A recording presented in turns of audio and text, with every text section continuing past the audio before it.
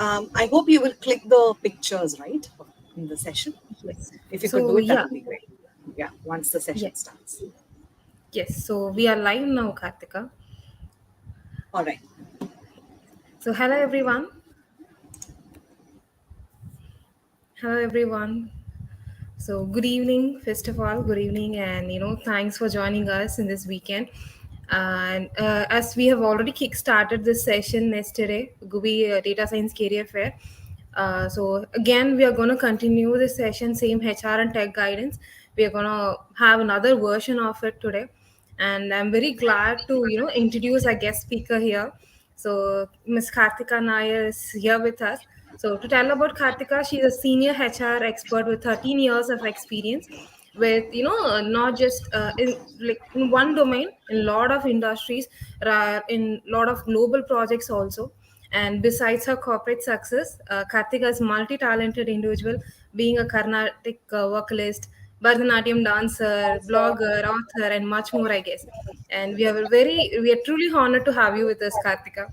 So without any delay, I extend a warm welcome and thanks for accepting an invite. The floor is yours, Kartika. Thank you so much, Yuvashree, for such a very generous introduction. I'm so honored. I'm so honored to be here today on a Sunday evening. I was just questioning myself, why would all of you be here on a Sunday evening when you'll actually be partying around or spending time with your family, etc. But I understood. I understood the intent, when Yuvashri and Karthik were speaking to me about this career fair. It's about navigating, the HR and the tech guide to find your perfect job. And I understand that there are a lot of folks here in this group who would want to make a transition from a non-IT background to an IT background, right? So I believe that's the core audience here. And the way I want to structure my presentation today is into three parts, right? So I am not going to use any deck for this presentation. No boring PPTs or anything. Feel free to ask me questions at the end of the session. And at the end of the session, I'd also be giving you my LinkedIn profile so that you can just connect to me on LinkedIn if you want any help. So just a very quick introduction about the kind of work that I do and why I am in HR.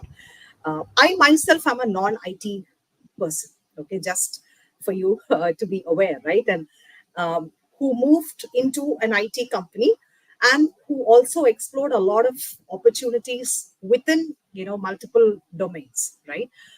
So I have close to, as Yuvashri said, close to now 15 plus years of experience in the HR field, starting with learning and development, and moved on to different variety of roles, also included digital marketing. Digital marketing was also one of the small stints that I did, and I also did a little bit of marketing and sales, and I moved on to HR.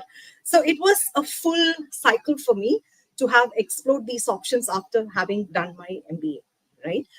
So that's where I am. And let me structure this presentation, as I told you, into three areas. The first one is going to be the transition from a non-IT background to an IT background and the various career options that you have, right? So that's going to be the first part of my presentation. The second part of my presentation is going to be your strategy for any interviews. Now, forget about the fact that you're freshers. Forget about the fact that I don't have industry exposure. You might have also laterals. You might have maybe 1 to 2 years of experience in any organization here. So wherever you are, in whatever field that you are, I am going to tell you some principles that I have used before my interviews to crack any interview, right? What is the pre-interview preparation approach or the strategy that you can utilize irrespective of any interviews? That's going to be the second part of my presentation. The third part of my presentation is going to be those most critical questions, right? In the form of stories, right? Uh, I'm not sure if you've heard about storytelling. Storytelling is now the in thing when you talk about communication skills, right? So you got to go and transcend that communication skills to actually be able to tell stories instead of just boring Q&A. Like I ask you a question and you tell me an answer. Gone are those days, right? Gone are those straight fit, straight jacketed answers that you give. Tell me about myself. I am so and so. Gone are those days, right, folks? So, I mean, you'd have to think beyond that. You'd have to think about how you effectively tell your story, how you tell your professional success in a way that creates an impact, right? So, those are essentially going to be the three parts of my presentation. Okay, so let's start with some of those career options, like when you transition from the IT to the non-IT background. What are those transitions? So you have programming jobs, you have non-programming jobs. Okay, so programming jobs, of course. Probably you might not like coding. You don't want to end up as a full stack engineer. What are those non-programming jobs? And the good thing is that you've got a lot of options when it comes to non-programming jobs in the IT sector, right? Like when I started out my career, and to what I see today in terms of the career options that's available to us, it's a paradigm shift. Like newer roles are emerging every day, right? So let me tell you some good options that you might want to consider. I know some of you are into data analytics. I would just explore a bit more on that before we get started. So one of my personal favorites is product managers, right? So product management is a very good option that you might want to consider. It requires you to have business acumen. It requires you to have a little bit of knowledge of tech, marketing, project management, design thinking, UI. A lot of these skills combined can actually help you be a great product manager. So a product manager is somebody who constantly iterates about multiple products and services, works with the business across different departments. It is even working with finance team, the design teams, and the technical teams in the company, right, to do that. Whether these options are available for freshers, yes. In most of those companies, that you find, right, in most of the MNCs that you find, you can start off with internships, right, when you get into product management and so on and so forth. So that's one of my personal favorite, I would say. I myself have been into digital marketing. Okay, that's the second option that I'm gonna tell you, right? Digital marketing. If you are somebody who is social media savvy, you have a good knowledge of content marketing. You know how to work on Google Ads, search engine optimization, keyword optimization, WordPress, Google search ads. All of that.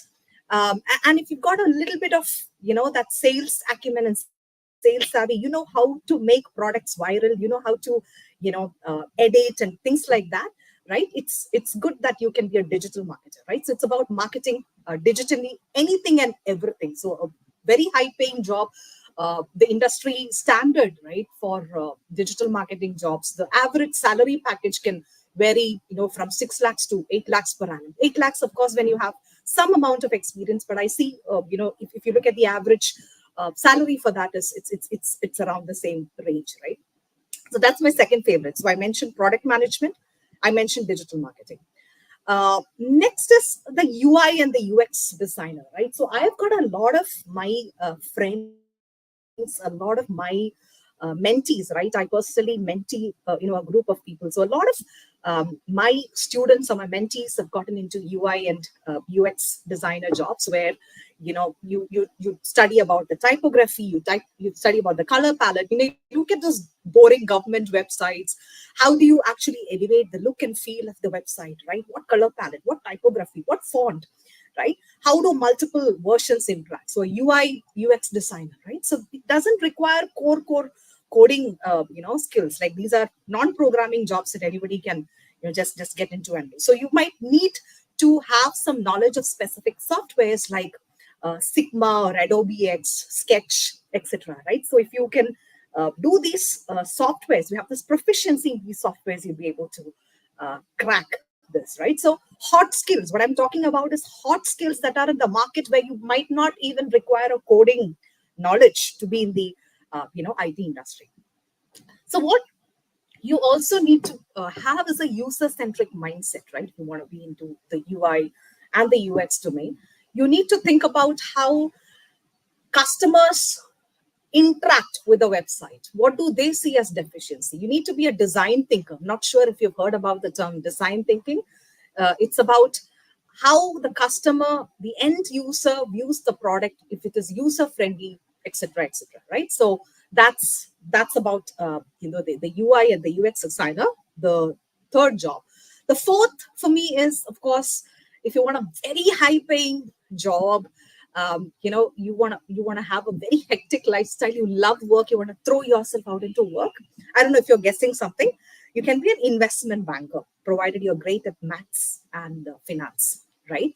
Um, these two are killer skills, right? If you've got the perfect blend of math and finance, then you know you can get into an MBA finance, or you can just do a CA, CFA, that sort of certifications, etc., to pursue your investment banking career. So the key thing, I am giving you a lot of options here, and I'm sure that a lot of people are. I'm yet to come to the data analytics part of it, because you already are. I think the most of you are into it, but I want you also to think beyond it. I want to give you some value by giving you a lot of options to see what else can really matter when it comes to your aptitude.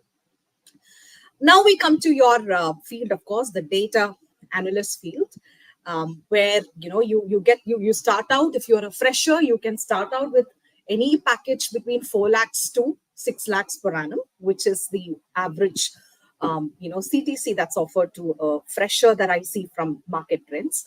Of course, in-depth knowledge on Power BI, those tools, right? Power BI, Alteryx, Tableau, SQL, Python, knowledge of statistical programming softwares like R, etc., right? Where you have this ability, and this is a very, I mean, for those of you who are into this skill or into this course, you can understand that this is not very complex skills, right? So it's all about how you visualize your data, how you're able to tease your insights. And data is the king, right? And data is the oil today, in today's businesses, right? So a lot of organizations, especially since I work at a big four, I work at KPMG, right? So we have a specific data analytics team itself. A lot of people that we hire from campus and also from off campus, to work in most of these projects for our clients, right? So they work with consulting teams. I'm just giving you an example of a use case of how this knowledge will be applied, right? Uh, let's say a consulting client of yours would want insights about the user adoption rates of their you know uh, services in different target segments, and they have disparate data sets, right? So how are you able to tease that data? How are you able to derive those insights from this data to bring a beautiful dashboard and show to the customer uniquely that this is how it looks in different parameters, right? So it's one of the very hottest jobs that you can look at. So if you are already into data analysis, great choice. This is something that can really fetch you good returns in the long run. And as you grow a senior in this field, the salary also exponentially rises. And it's also important that you keep learning new softwares, right? Learning new visualization, new methods of visualization, and constantly update your skills in this domain, right? So I'm going to just repeat the top 4 jobs, the non-programming jobs, that you can look at. One, what I told you about is product managers, digital marketing specialist, UI UX designer, investment banking, of course, data analytics. Okay. I also have some personal favorites, which I'll let you know. I don't know if you've heard about this less popular but very emerging skill set called as a growth hacker. Growth hacker. Okay. Now, growth hacker, it's not very popular in India as opposed to, its popularity in international countries and in international markets, right? So it's about how to make products viral. So if you're somebody who's got this aptitude to create memes or set up a YouTube channel, how to basically make your products viral, right? And how do you use the best way of data analytics or marketing, etc., to actually leverage those skills to be stand out, to to make those products more interesting and visually appealing. So that's a growth hacker. Pretty, if you look at Google, if you look at some of those jobs here, you'd see these jobs are very in the nascent stage, not exactly like phenomenally recent. So that's a growth hacker, right? Now, my personal favorite, of course, because I have been into consulting, I've worked with the big fours, right? I've also worked with PwC. So my personal favorite, the next one would be, of course, a management consultant, because I myself am in the consulting field. I am also into HR consulting, right? Management consultant, I'm sure that you would know, if you do an MBA, or even without an MBA. I know people who have just gotten their BTech degrees, or even their um, MCOM degrees, etc., pursuing management consulting jobs in companies like BCG. I don't know if you've heard about BCG, Boston Consulting Group, Bain and Consulting, McKinsey, PwC, all those big fours and big six, right? So management consulting is this art of solutioning to clients' unique problems. So you have many accounts. If you look at KPMG, right? I can speak for that company. So we have multiple an impressive clientele, right? And for some of these clients, we enable digital transformation. Some of these clients might want to just replace their legacy IT systems with the latest software, right? So enterprise wide, how do we make that digital transformation possible? How do we automate some of the accelerators for them to be able to be more efficient in terms of their productivity and time management? How do we create automation tools, right? How do we create good proposals, marketing proposals? How do we design sales strategy? So it's a lot of thinking, it's a lot of strategy, it's a lot of business acumen, industry knowledge, staying on top of trends, etc., that you have to bring to the table to be an effective management consultant, right? So I would always endorse, I mean, that's one of my personal favorites. And they have a very hectic lifestyle also, like globetrotters, as we call it. We call airport trotters, like constantly flying and having that high lifestyle. But, gone are those days when the glitz and glamour associated with management consultants have been there, but it's very hectic, right? So after COVID, you see the transition to remote work, to gig work, to hybrid work. So that entire lifestyle has also changed. So that's about management consulting, that I would say is one of the best choices that you can make if you are business savvy, if you've got a genuine interest in management, right? In pursuing MBA jobs. Um, how can I not say about cloud computing, right? If you would like to pursue cloud careers, of course, you have a lot of options, right? You have options to pursue a lot of those AWS or Google Azure certifications, etc. And how can you get those certifications to start off in many of these organizations, right? As you pursue your cloud careers, that's also one of those very interesting paths that you can follow. Cybersecurity, the last that I'd like to say, and associated with cybersecurity, I'd also talk about risk management, which I'd want you to be aware about. Cybersecurity, I don't even have to tell you, it's a hot skill. It's a hot skill, and many consulting companies, many IT companies, and product companies are looking at the skill to hire cybersecurity experts at different levels to enhance the governance process post, the transition to digital work. So, earning a cybersecurity certification or trying out some of these things, right, are pretty good.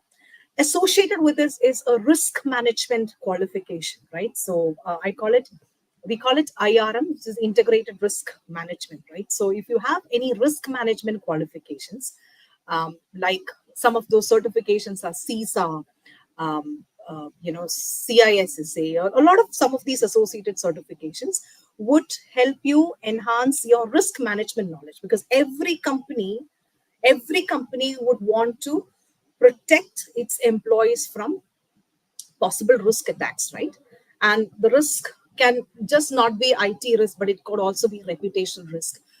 You have environmental risks, you have your cyber risks, you have a lot of these different types of risks. So, how do companies make themselves not vulnerable to these risks, right? Is the job of a risk management professional. So you have a lot of, we have a team, at KPMG called as the risk advisory team. So we recruit a lot of these risk professionals to work on multiple client projects. So clients sometimes want a complete view of the risk and the governance aspect in their business. So the client wants to tell us, hey, this is our business model. Tell us what are the possible risks associated with this business model and whether we would want to change that business model into something else because there is a risk associated with this existing business, right? So I'm just giving you some very generic examples, right? So those are, some of those non-programming career opportunities that I wanted to press upon you, that I wanted to let you know that your world is not small, right? Your world is not small even just to have only your data analytics career, but it's wider. The world is out there for you to just go up and explore. So if you want to get to know more opportunities, right, about this, you can just have to go a little bit of in depth into some of these roles and what are the roles that are available in the market. All right. So that was the first part of my presentation, introducing you to this world of known programming career opportunities. Right. Uh, Being from the HR, how can I not say about HR, right, as a career opportunity? And I really want to do it, right? Now, when I talk about HR, um, let's just get outside of this box just from a resume building and a career, because I know that you've already undergone or you had that orientation about how to build your resume. And these are the days of chat gpt, right?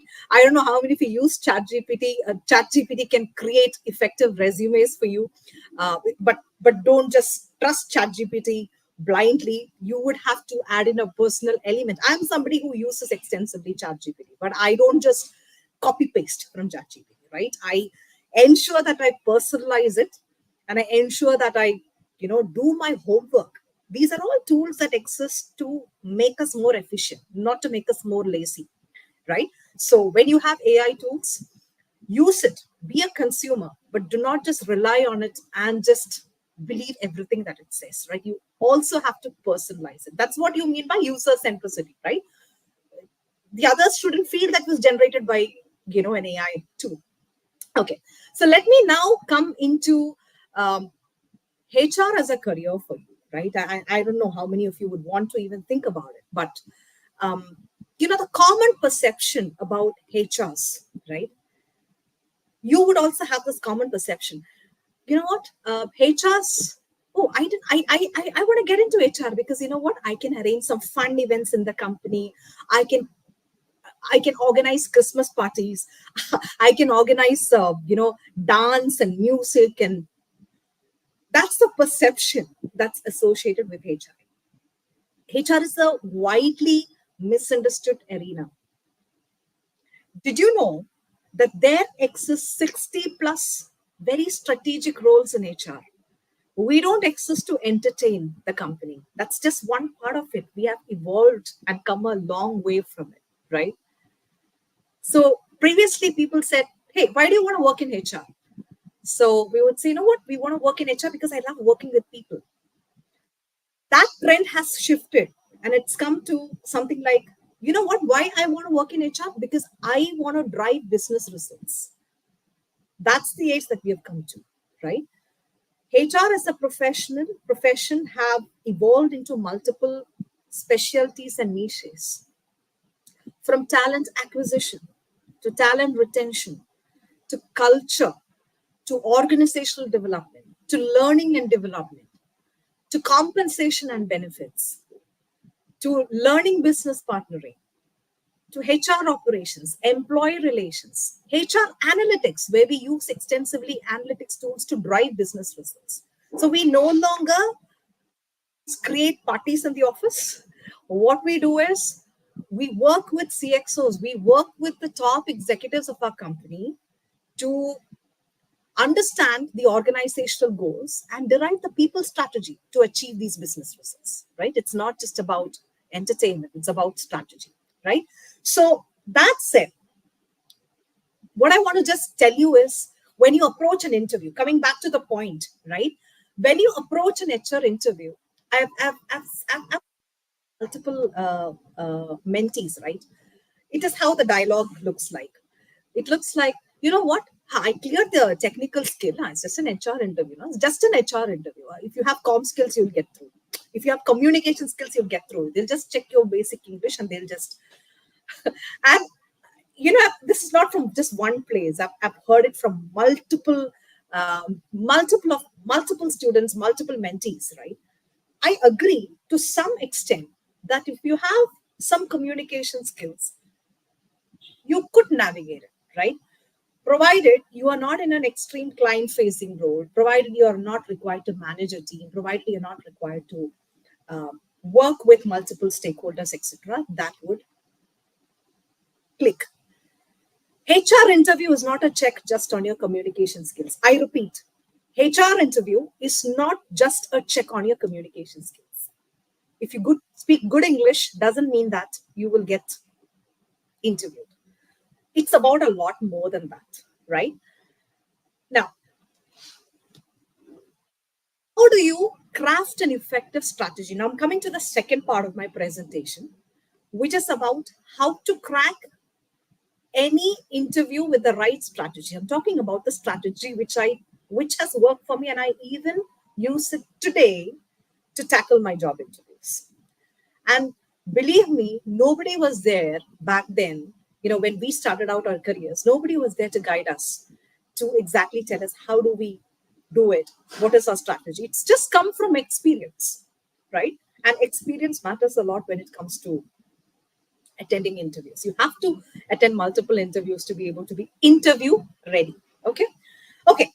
So the first rule before you attend any interview, forget about tell me about yourself, forget about why should I hire you and all of that. It's important. I'm not saying it's not important, but before you even prepare those by-hearted answers for some of these questions, the strategy that you have to go back and do is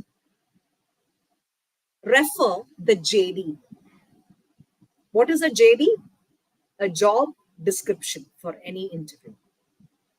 I don't know how many of you actually do that. Till date, even today, I do that, right? For every interview, before every interview, you got to read extensively your job description. What are the key words from your job description? Get fluent with the keywords in the job description, because those are exactly things that you are likely to do in your job, right? And you have to center your script around those keywords. You cannot have a one-size-fits-all answer to the question, introduce yourself. No. If you want to attend a product manager's interview versus a data analytics interview, the same question should have ideally two answers. And it has to tie into the job description and the keywords in the job description. That's the core point that I'm trying to do. So I want you to go back today. So there's an action for you. I want you to go back today, relook at your resume, right?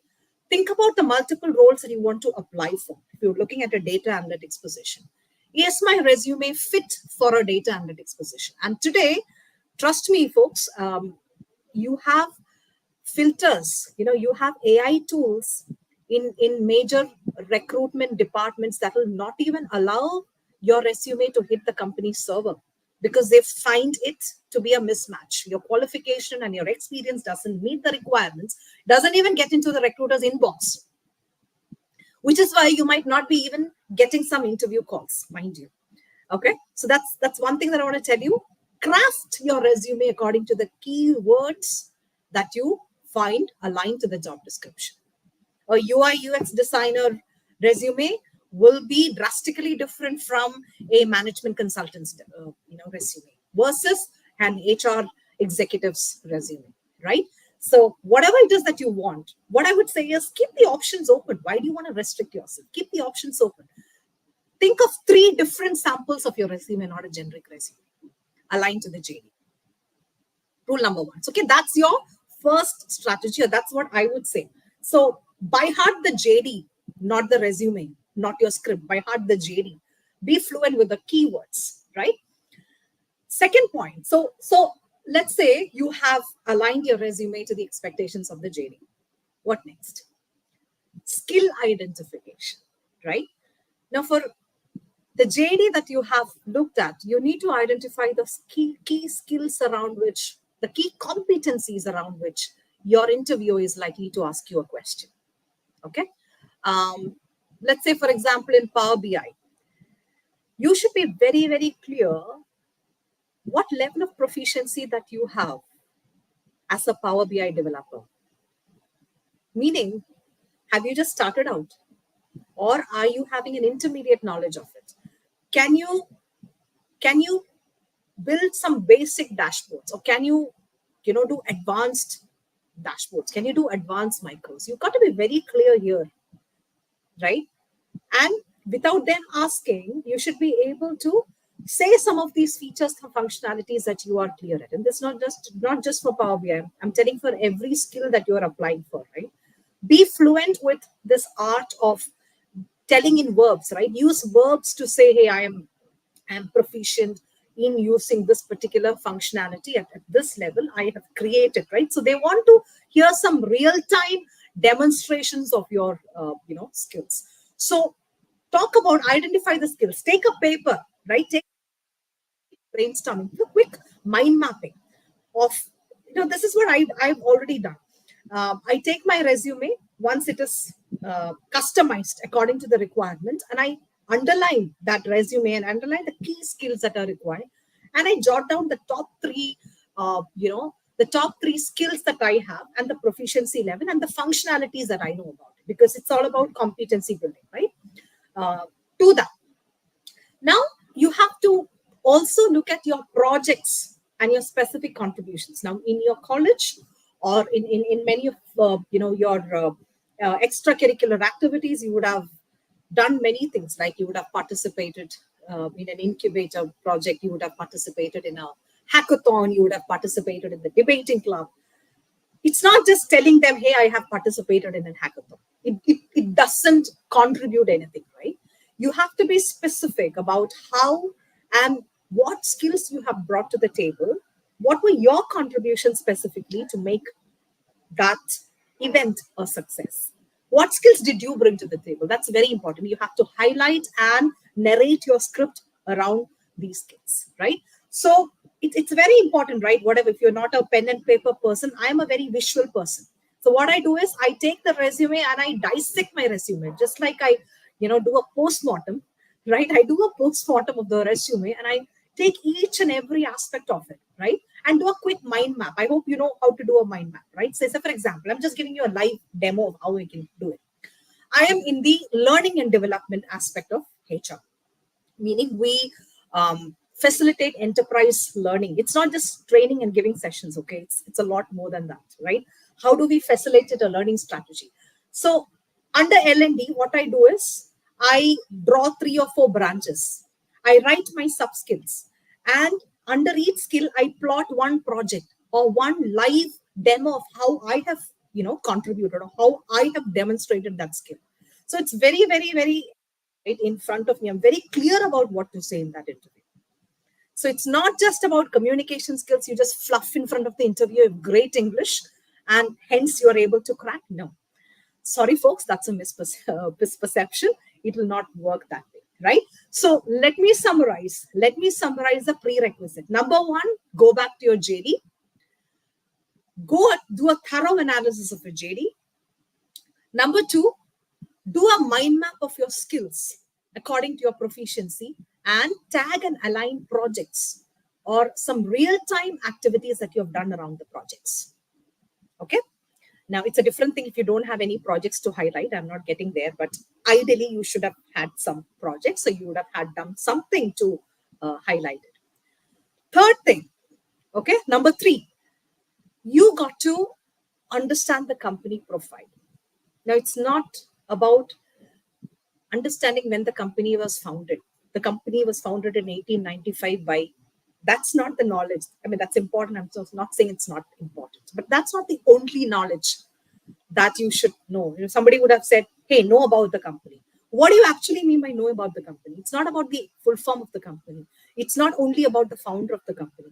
It's about the company's products and services, right? What are they exactly offering to their clients? Which industries are they serving? What skills, what technologies are they leveraging? What were the major mergers and acquisitions that they have done? What are the success stories? What are the case studies? The success stories, I mean the case studies, right? The successful case studies that they have had in a particular industry. What is the proof of concept that they have delivered to their end customer, right? If you go to the website, if you go to the company's website, you find a lot of those success stories. Like, for example, how have KPMG facilitated a digital transformation for Coca-Cola? I'm just giving an example because Coke is one of our clients, right? So how have we facilitated that, right? It's a success case study. These are the things, these are the nitty-gritties that you've got to understand beyond only knowing the full form or the founder or which year it was founded and all that. That's all historical Bayreuth learning facts, right? Do a little bit of analysis. Now, you're all data analysts here. Mostly all of you are data analysts here, and analysis is something that is that comes as a second thing to you, right? So use that analysis part. Plot the company, right? So that's step number 3. So I'm going to just summarize it. Step number 1, JD. Okay, be fluent with the JD. Step number 2, use a pen and paper or anything of your choice to plot your skills and align the projects to make your script, right? Number 3, go back to company profile and understand some good case studies and the products and services the company offers. The 4th one is my favorite. If you know the hiring manager, right? If you know who is a hiring manager, leverage LinkedIn to find out a little bit about him or her. Not just the hiring manager, but when you look at the hiring manager, what I normally see is a couple of people who work with the same team, right? Just take a look at their profiles, take a look at the projects that they could have done if they have a LinkedIn profile and etc. Now, these are unconventional things, right? You might not have heard these kind of things from anyone because these are very unconventional stuff which has actually worked for me, right? And so when I get interviewed by somebody, I know who is the interviewer. Likes. I know his passion, right? I know what he must be passionate about, which project he must be passionate about because he has been working in it for some time. That's his in thing now, right? Has he got a YouTube channel? What is he doing, right? So all of these things would give a view about who you are interviewing, right? Who is interviewing you? So these are 4 of my favorite strategies, that I use for, as a pre-prep, right? Like I would say prep before any interview that I do, right from your resume. So it calls for some effort, guys, right? You cannot just copy paste from your friend's resume and just go in and sit through any interviews. If you already think that that's a strategy because it's the easiest way, there's no easiest ways in life, right? If you want to get the best out of life, you got to work for it. You got to earn for it, right? I know it the hard way. When I started out in my career, I remember having exactly copy pasted my friend's resume and attended an interview, right? He got through, I didn't. So you can understand the frustration, and that's when I really understood that it's not just about the big words that you write in your resume that, hey, my strengths. Your friend's resume would also have the same skill sets. Yours would also have the same skill sets. Adaptable, all those big words, no? Adaptable. What is it that you use? Flexible, adaptable, smart worker, time management. All those big words. When you write all those big words, you should also be prepared to demonstrate with an example of how you have utilized that skill in action. Otherwise, don't write those big words. Everything that you write in your resume is going to come back to you like a nightmare. Trust me. Some HRs are pretty flexible, but some are not so. Especially if you want to sit for a core company where you have just two opportunities or one opportunity and 10 people are getting interviewed for the same position. Do you think your HR interview is going to be like, just English I can get through? No, it's not going to be that easy, right? So you've got to work. Even after you crack your technical interview, which I'm sure that you would have experts speaking to you about how to crack a technical interview, but your HR interview calls for a very comprehensive preparation. The last part of it, we have now the next 5 minutes more. So in the next 5 minutes, I'm going to talk to you about 4 or 5 scripts or stories you have to be ready, right? In your preparation for an interview. So I'm not going to assist you with any script. I'm not going to spoon feed you with anything, but I'm going to give you cues, right? I'm going to give you cues. You have to work on it, right? You can probably take a pen and paper and you can just write down what should you prepare on. And this is beyond your why should I hire you or tell me more about yourself, yeah, which is important and it should be. I'm not saying it's not important, but I am a big fan of storytelling, right? Storytelling is what companies use today to assess a candidate's communication skills, whether he or she is able to narrate the impact of something. It's not just about using fluffy English or great vocabulary. It's about using how a particular project or how you're able to demonstrate that something that you've done had created an impact in ROI, return of investment, right? This is what I've done. This is the quantifiable results that I've got, not something very, that everyone appreciated me.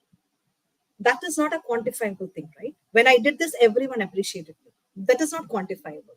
How do you make that thing more quantifiable? You'd say, I had organized this event and overseen the entire project management from the planning of the logistics to the execution of the event to customer interfacing to stakeholder management. At the end of the session, we got an NPS score of 96% from our customer and a VOC score of 98% for customer.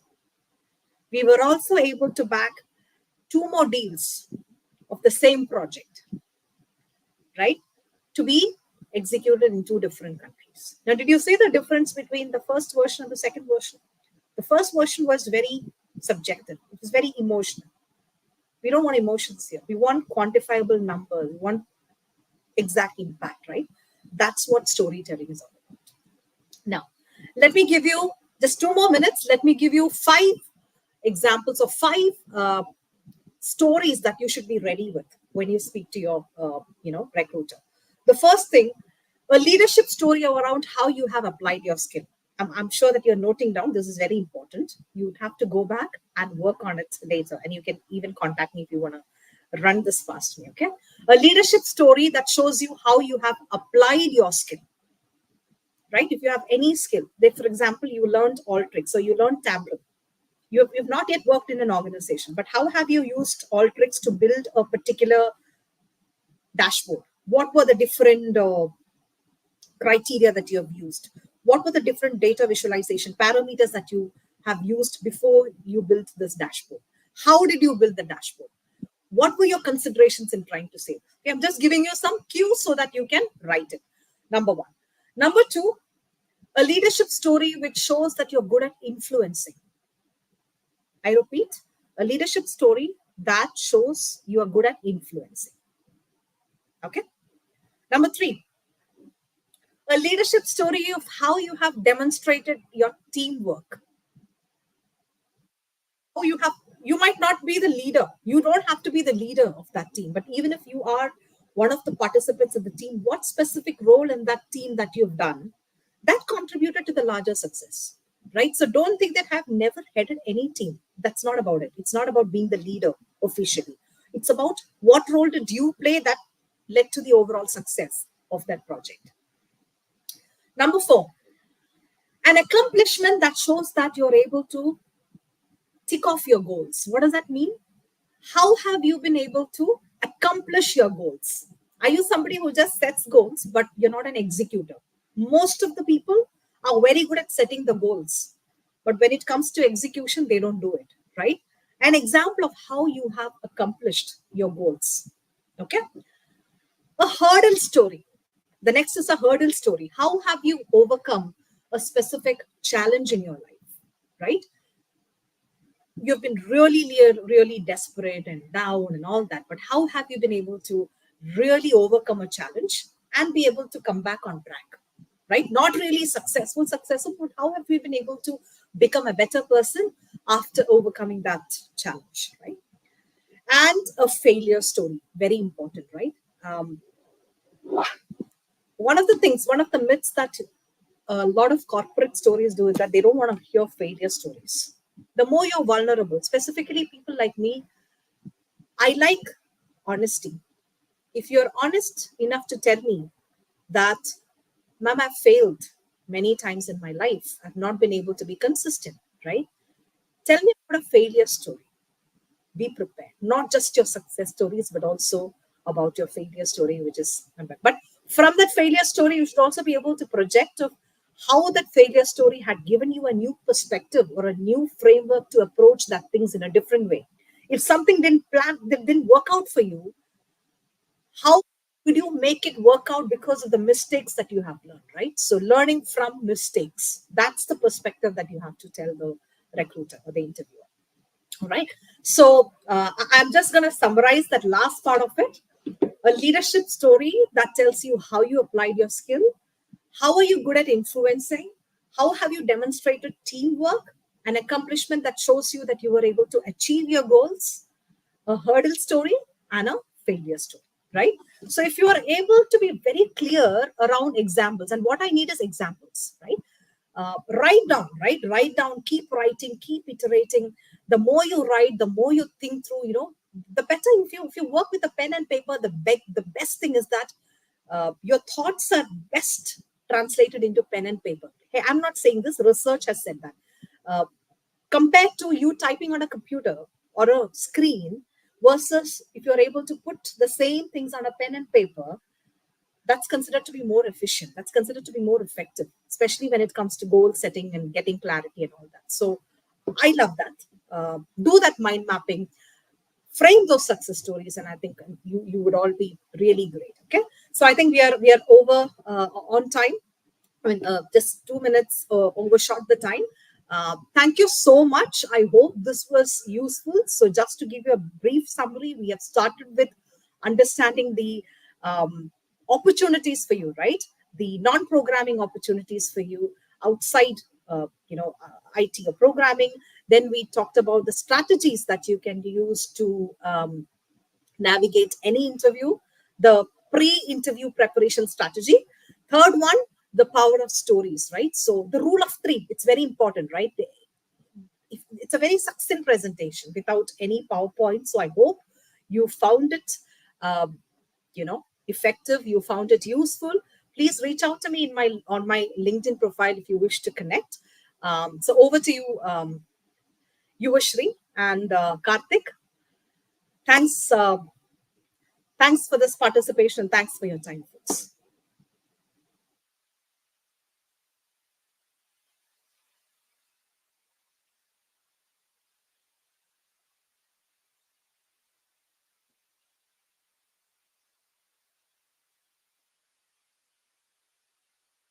Yuvashri, if you're there,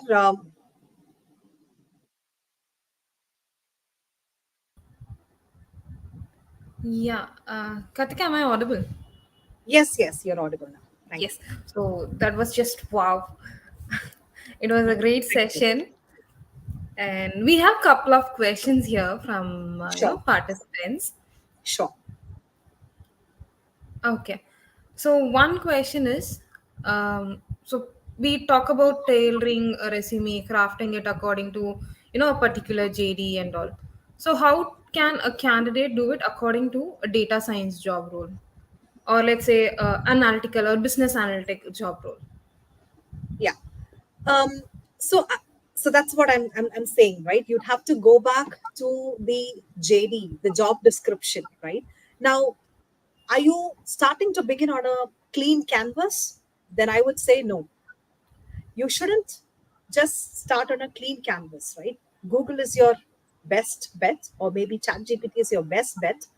Go back to ChatGPT, and ask ChatGPT, what are the key skills, for a data analyst, right? How can I customize? You can just ask this question to a ChatGPT, and what it generates is the plethora of skills that the data analyst, should have, right, in its ascending order. So what you can refer is use those keywords. Your resume should have some real solid words. So use those narratives. You can use those sample resumes, right? I mean, you can find a lot of those sample resumes in on the internet, right, available to you. Use those key skills, and also customize it according to the company that you want to offer this for, right? If the company already has a JD, the company doesn't have a JD, of course you can refer to a lot of those websites and everything with the keywords. If the company already has a JD, your JD and your resume should align, right? Some of those keywords in the JD can figure in your overall resume, and that's how you can narrate it, right? So I would use, go smart. You don't have to do all the hard work, right, starting it from the scratch. And when you have AI tools, when you have, just go smart is what I would offer. And I do it, right, without shame. I use ChatGPT, but I don't use it to copy paste. What I use it is to make it more efficient, right, and to understand the key skills. I'm missing out a point. That's what I use it for. I don't use it to copy paste. I never copy paste, right? So Okay, I, so I hope kind I of answered that point question. we can use this AI tools. Yes, of course, yes. So I do use AI tools. I mean, for any questions that I have, I've shifted to Google to Chat GPT. I can say that, and I'm a great fan. I mean, I have no doubt about it. I'm a great fan, but I don't ever copy paste anything from as well. So Yes, I have yes. that caveat. Yeah. Yes, you should. Yes, okay. So next question we have we have got is, how does company prioritize or evaluate a resume?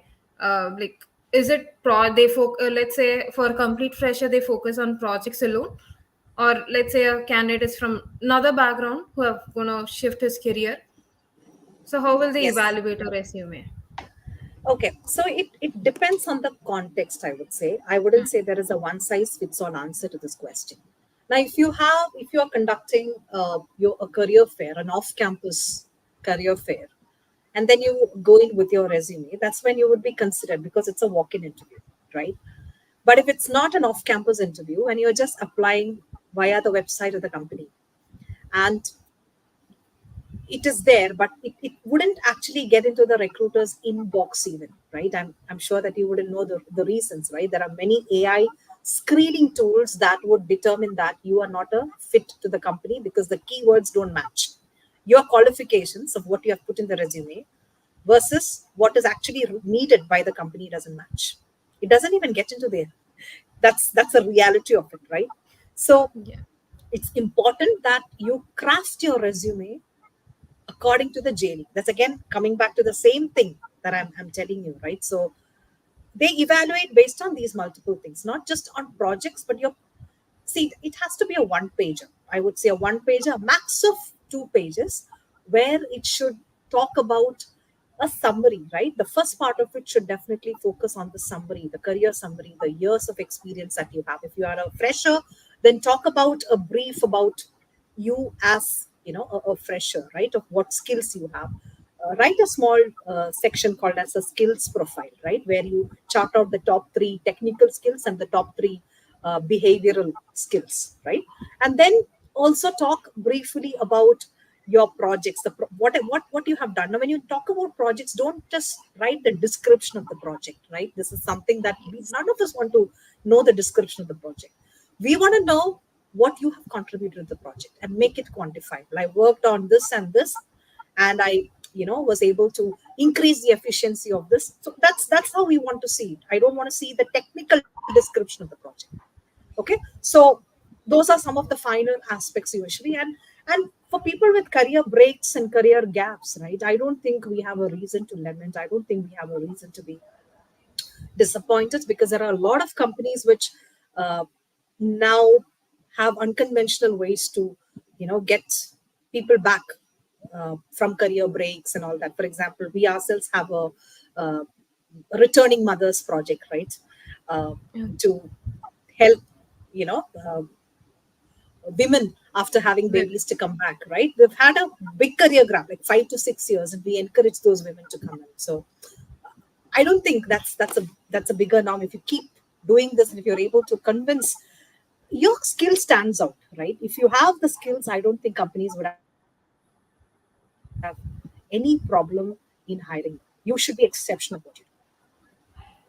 okay. Yeah, So it's, apart from the resume, how good we craft is how we project, in the interview. That matters more. absolutely, absolutely. And every interview is a different experience, I would say. Usually, every interviewer is different.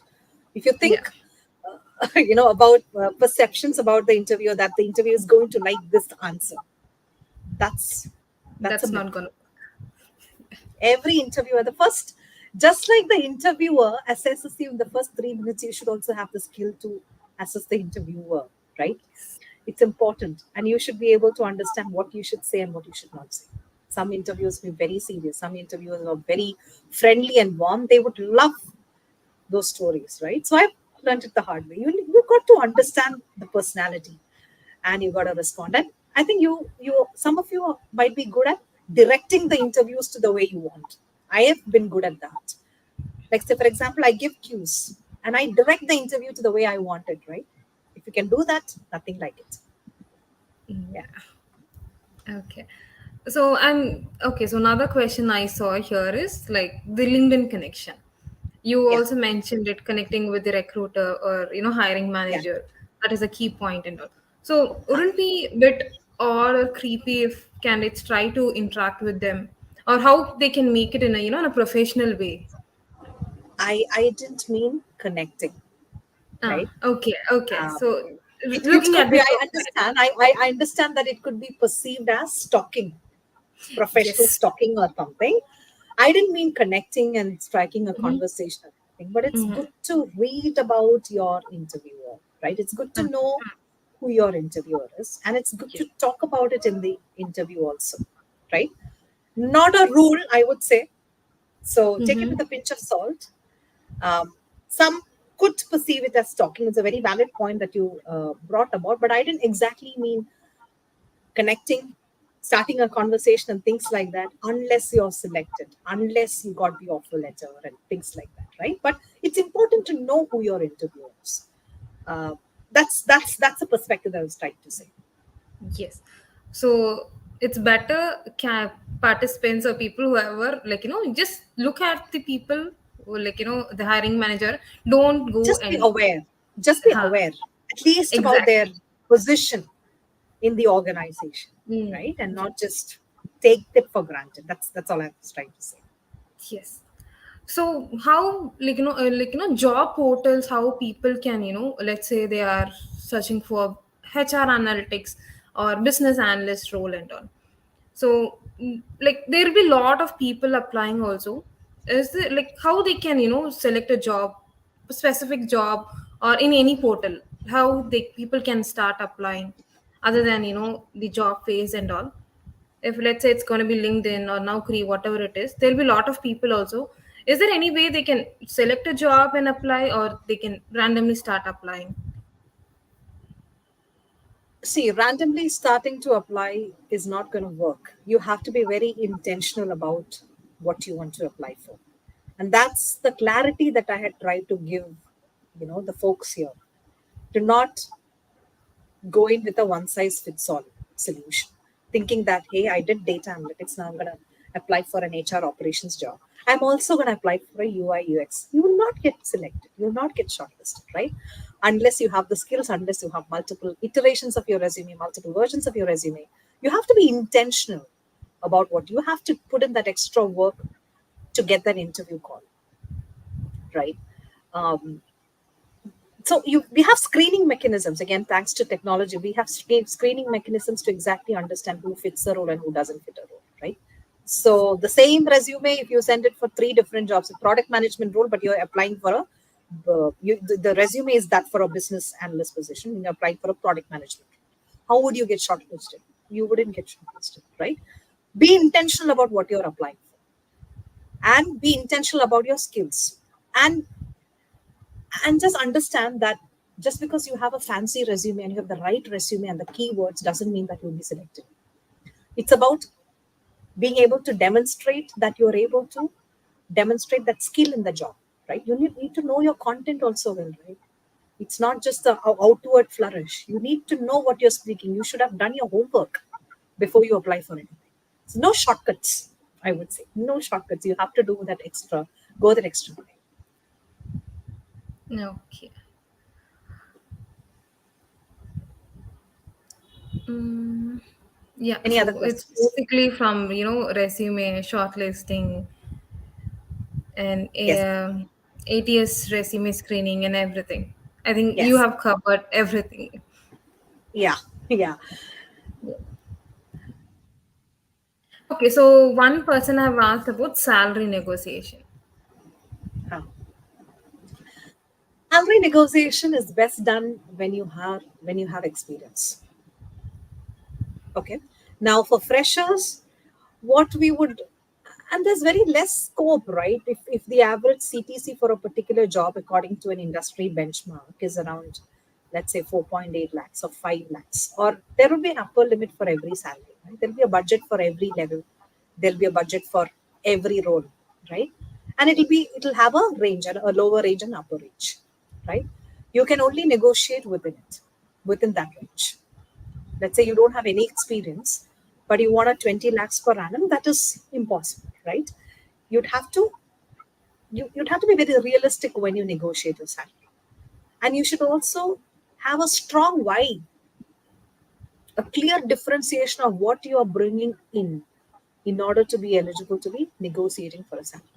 And what do I mean by that? I have invested so much of money in these niche certifications, right? To demonstrate it at a level or offer a value for them. Say, for example, before even quoting a figure, you should offer a value for them. Say, for example, let me show you a demonstration of how I will be able to help you. You give me a sample solution to solve any challenge to solve. I can use my skill and do a demo for you. And I'm sure that this will be at par with any expert who can do this for you, right? That's the base for you to negotiate something better than somebody else, right? You got to earn it. And I come from that school of thought that nothing is there for free. You should earn anything in your life, right? So if you want a higher package, demonstrate it, no? Offer the value and show them that you are able to. That's how you demonstrate, or that's how you negotiate. You don't say a one word by hearted sentence saying that, hey, I can best use my skill so and so, and I no, gone are those days. I mean, people are not fools, right? We've got to come up with solid talent, solid competency. So prove it, give them value, give them a show of what you bring to the table, show your value, then negotiate. Okay. Hi. So yeah, Kartika, I think I have covered all the questions. All And right, great. So thank you so much, Yuvashri and Karthik and the entire GUVI team here for giving me this opportunity to address you. So you can connect with me on my LinkedIn. It's my honor to have participated in this, and I hope this session was useful.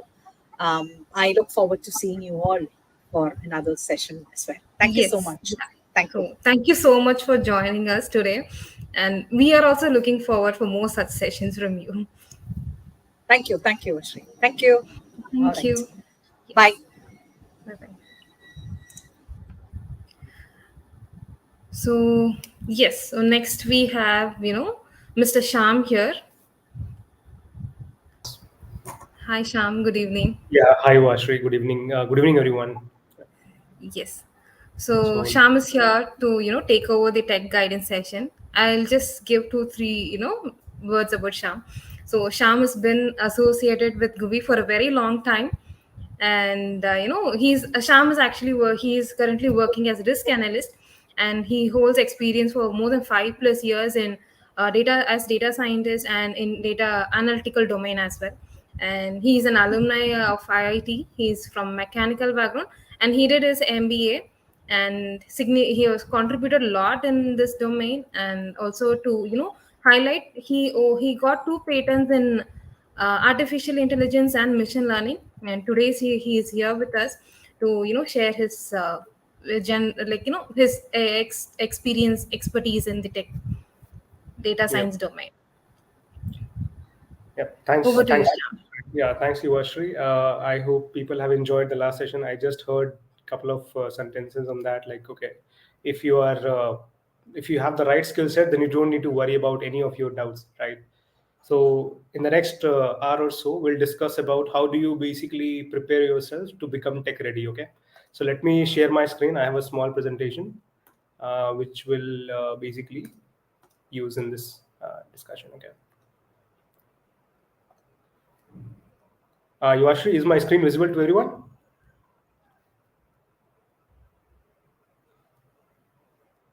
Hey, Yuvashri, can I get a confirmation on the screen? Is the screen coming well?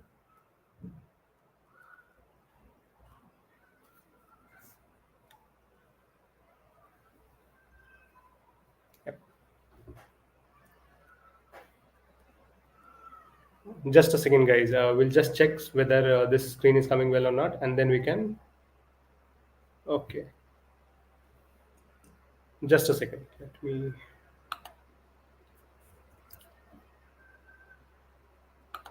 Okay.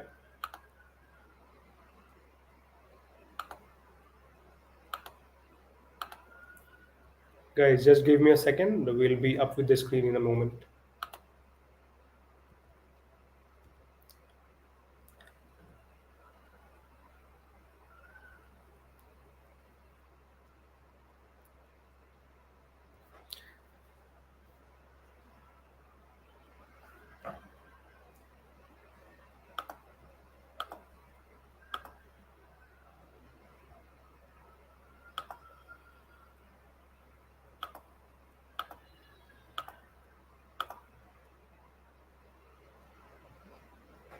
Yeah. Is this coming now?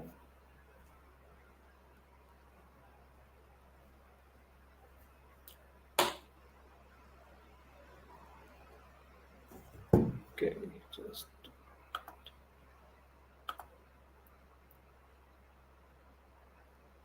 Just give us a minute, guys, and there are a lot of exciting things waiting for all of you. So just give us a minute, and I'll just sort this out.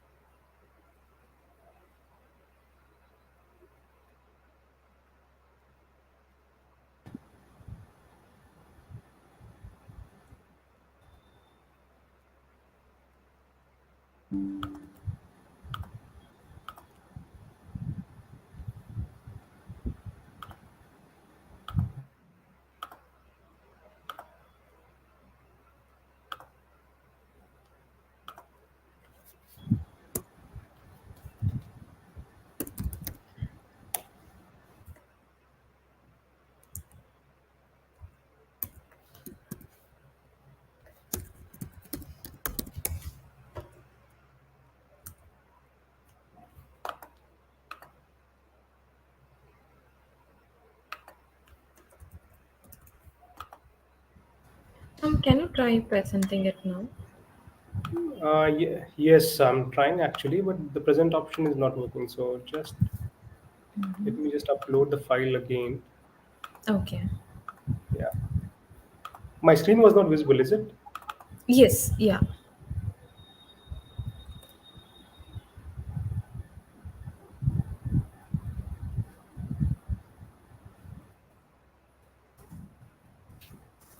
I hope it is visible now. I think is my screen Yes, coming it's in? visible now.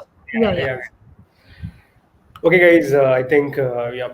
Finally, there are some tech challenges as well. So I think just text the team whether my voice is clearly audible to all of you or not, and the screen is visible or not. Okay. So, guys, in the we will be talking about how to be tech ready in the current landscape. Okay, in the current job market, how to be tech ready. Okay. So, what is the first step before preparing anything, guys? Like before you start working in this domain, like or before you are aspiring to work in this domain, you need to know what kind of roles are basically available in the market, right? There are multiple types of roles in this industry, like which is data driven, like data scientist, data analyst, business intelligence engineer, machine learning engineer, data engineer. Okay, so first of all, you need to have a clear understanding on what is the difference expectation from these roles and what is the basically skill sets required to succeed in these roles. Okay, so the first role which we'll talk about is data scientist. So data scientist is basically is what like is a pretty interesting role where you need to have a right conceptual understanding plus a right business understanding, because you'll be driving a lot of business impact. So how to bridge the conceptual understanding with the business impact is what a data scientist does. Okay, and to succeed in this domain, you need a proficiency in Python, R, SQL, and there are multiple other languages which comes in, but these are the primary languages. Okay, so you should have a strong statistical analysis and machine learning awareness of the machine learning algorithms, like which algorithm will work in what scenarios, which algorithms will work in a different scenario. Okay, data analyst is something which is a step down role. Basically, when you don't have a lot of experience, you might start with data analyst roles, and you might so as a data analyst, you are supposed to analyze the data, bring summaries, bring provide some actionable insights. So it is also a pretty interesting role. Basically, it's a gateway to multiple other roles, right? So when you are starting into this field, you can start as a data analyst as well, where you can apply a lot of like all these techniques and then drive business value. The skill sets needed here would be SQL, Excel, and some data analysis tools. Good to have skills would be Power BI and Tableau. Okay, and a strong communication skill is also very relevant, because see, ultimately as a data analyst, you are supposed to basically drive communication to the senior stakeholders, right? So for that, you need to have a good communication skills. Okay, the other roles which are there in this industry would be one second. Yep, machine learning engineer. So machine learning engineer has came up in the recent times, and what it does is basically it helps a data scientist to develop solutions at scale. So let me give an example. In Amazon, you must have seen these options, right? People who bought this also bought this, or they give a lot of recommendations in the homepage, isn't it? So, as a data scientist, you might develop a very advanced algorithm which will help you recommend the right set of products which are required or which might be liked by a user, isn't it? But a machine learning engineer helps the data scientist to deploy these solutions at scale.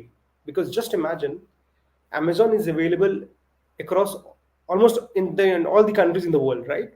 So how do you develop something which is scalable and at the same time with very less latency, which means there is like not much of lag in generating the output? Okay, how do you like? Do you like a website which just gives you a waiting option of like the Windows doesn't like the homepage doesn't load up and all? So those things should not happen. So machine learning engineer helps data scientists to deploy things at scale, and obviously like the proficiencies include Python, Java, C++, and the deployment framework basically. Like the skill, the knowledge around AWS, GCP. These things will help you succeed in as a ML engineer. Okay. As a data engineer, what are you supposed to do? See, guys, whenever you are working as a data scientist, right, you deal with a lot of data, and the data might be very unclean or basically there are a lot of challenges with data. in real life, we don't get a very clean data. Okay, so what generally happens is, as a data engineer, your job is to ensure the right data is flowing into the systems. Sometimes there is a breakage, like, okay, I don't like, the data is not flowing in, or it's not flowing in the right values. Basically, you must have seen that, okay, sometimes Twitter is down, and sometimes whenever you write something, a software doesn't respond or a website doesn't respond. Basically, the data is not flowing. So data engineers main role is how the data flows from the input to the end, basically storage. So the entire flow is being managed by the data engineers. Like, if you have to add some new data point into the databases, data engineer will take care of that, and they will also ensure the quality of data. Like, if you are inserting characters in the age column, basically they will ensure you are only inserting numbers, right? Like numeric numbers. So data engineers will be primarily around handling different types of data, like developing pipelines, infrastructure around that. Okay, I know, guys, like, these are certain roles which are there in the market. You are not supposed to know about each and every role, but having a basic understanding helps you whenever you are applying for a role. Okay, and the last one which is there is business intelligence analyst. So basically, a lot of companies require business analyst to basically identify a problem, figure out what kind of solution is required, and then basically help them to develop the problem. So you analyze a lot of historical data, you work with a lot of dashboards, you extract a lot of data from here and there from multiple teams, and then you figure out what is the problem.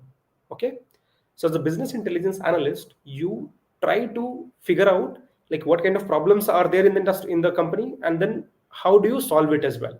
Okay, so they are not very technical. Basically, you should have understanding of all these algorithms like linear regression, this data science techniques, but uh, you are more supposed to be on the business side of the problem. Like, you should have a very strong business understanding.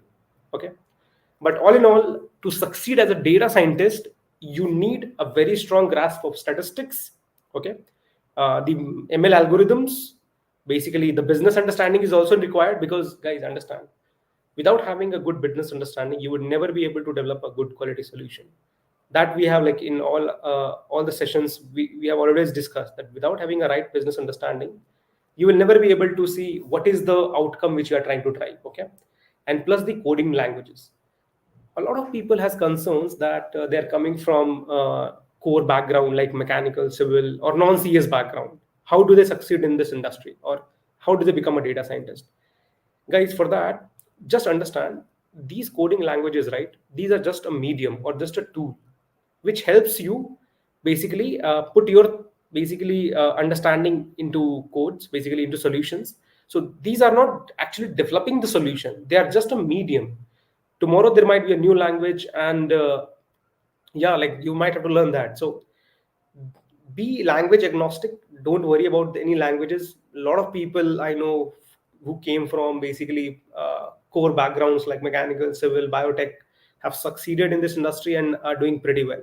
So just believe on yourself, and then like, start coding here, basically.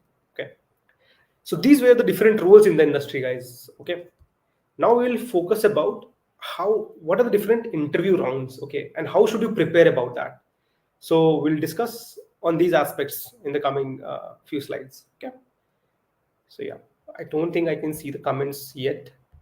Okay, that's fine, we'll take the questions at the end as well. Okay, so, guys, understand, what is the first round basically which you face whenever you apply for a job. The first thing which you face is a resume screening, isn't it? Resume, and I've seen that a lot of resumes, they are pretty good, but they are not well directed. If you are applying for a data science role and you have done a very good role, a very good job in your previous roles, let's say you are a fashion designer, right, and you want to come to a data science role. So how would a recruiter know, like, what is your skill set in data science? You should mention the top skill sets which are there from the data science domain in the resume. Okay, so let me help you with that. Okay, so let's say I'm a fresher pass out from BTech college, okay, or any other bachelor's degree. How do I prepare my resume? Let's say I do a certification or I do multiple projects online, right? I participate in multiple Kaggle projects. In your resume, you should have at least 3 or 4 projects which capture different domains of data science. The first is regression, okay? Then second is classification, third is clustering, and fourth is NLP. You should have at least basically 3 projects from all these domains, like one projects from all these domains. So at least 3 projects in your resume, because you know what will happen, then the HR or any company will know that you have basically you have the understanding and you have worked on these type of projects as well. Okay. And whenever you write these projects, right, always mention these projects in 3 different points. So what 3 different points? Every project can be discussed in 3 aspects. First is what was the problem which you were solving, basically the problem statement or the objective. Okay, what did you solve? The second is what kind of things did you implement, like what kind of models did you try, okay, what kind of feature engineering did you do. Okay, the second line should be what kind of steps did you take or the implementation steps. Third should be the impact or the performance of the model which you have done. Okay, so let's say you have done a project around housing price prediction. Okay, so the problem statement would be, I have basically the objective was to develop a housing price prediction model. Okay, the second step would tell me what kind of data. So I had basically the geographical data, the basically the buyers and the buyers data, like what kind of people have bought in the past, what was the prices, what was the square feet, what was the basically profile of the property, this kind of data. And I applied a linear regression model or a random forest model for the prediction. And in the third line, you have to say, like, you have to put that what was the performance. Okay, like what was the, since this is a regression model, you have to talk about the accuracy of the model, right? Accuracy basically in terms of R square or RMSE or MAPE, any one of these parameters. So whenever a recruiter or basically whenever the hiring manager reads these points, he will instantly know that you have worked on these problems. Okay, so similarly, put a project around classification, put a project around clustering, and optional is NLP. Because see, guys, in this era of Chat GPT and Gemini, right? Uh, People like to have that kind of exposure, like on the resume. Like NLP is like natural language processing, right? If you have that kind of project as well, it gives that additional brownie point, right? So these are diverse projects which you should have on your resume, and also mention what kind of core skill sets you have, like what kind of tools, SQL, Power BI, Python. Okay, so Python or SQL, like Python and SQL is very important. You should also know at least one of the dashboarding tools like Power BI and Tableau. Okay? If you know one of these, it will work like crazy for you. Okay, because a lot of companies, they do want to track a lot of key KPIs in the company, like performance indicators. So for that, they use a lot of dashboards. If you have an understanding of how to work on dashboards, it will really help you to project as a better candidate. Okay, so guys, understand, don't worry about the ATS or what is the resume matching score or anything. What you should focus on is having the right set of projects on your resume, so that the moment someone sees your resume, he understands that this guy has worked on data science. Certification is good. Certification will validate that you have worked on, or you have basically developed those skill sets. Okay, but having these projects will just amplify the impact. Okay, so yeah, this was about basically the resume builder. Okay, let me move to the next, yeah, technical rounds. So guys, see, the reason why I have asked you to put these projects, because see, whenever someone like whenever a person has a technical round, a lot of times they will ask you about what was the best project which you have done, or tell me about this project. So the same format which we have discussed just now, you have to apply. What was the problem statement? What kind of data did you deal with? Did you apply any cleaning step, any sort of basically what do I say, feature engineering? And then what kind of models did you use? Typical questions in technical interview are like, why did you use those models? Okay, like if you preferred boosting models versus linear regression model, then why did you prefer boosting models? Okay, you might say that, okay, the performance was better in boosting models.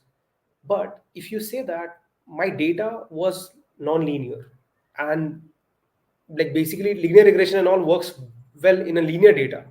So this kind of answer will have a more impact by just saying that I tried everything and this worked the best. So he might ask you the question, is this the best possible model? Then you will get confused, right? So always have an understanding of why have you used that model, what kind of data you had, what kind of cleaning step or feature engineering step did you do. So, and then at the end, he might ask you what was the performance of your model. Okay. Another question, let's say there are a lot of questions, guys. Okay. So you have to prepare well for all these questions. And as a data scientist or any other data role, right, you should know like whatever the impact is coming. Let's say the accuracy is 95%. The question can be, okay, what other things can be done to improve this performance? Okay. Like what are the additional steps either you have taken or basically can be done to improve this performance further. So these kind of questions, be ready, guys. Okay, because these are the differentiator questions. A normal data scientist will just say that, okay, I did hyperparameter tuning and this was the best possible performance. No, like this is fine, but as a data scientist you have to say that, okay, I could have added, like I can add some external data, some macroeconomic data, and then I'm doing basically data enrichment, right? In that case, my model performance will enhance. The second thing would be I can basically test this model across, like I can do cross validation, and I can do basically try some better hyperparameter tuning steps. So these kind of things can help you basically show that, okay, you understand the data as well as the modeling steps. So whenever someone asks you to explain a project, explain in a very bullet point manner. Okay.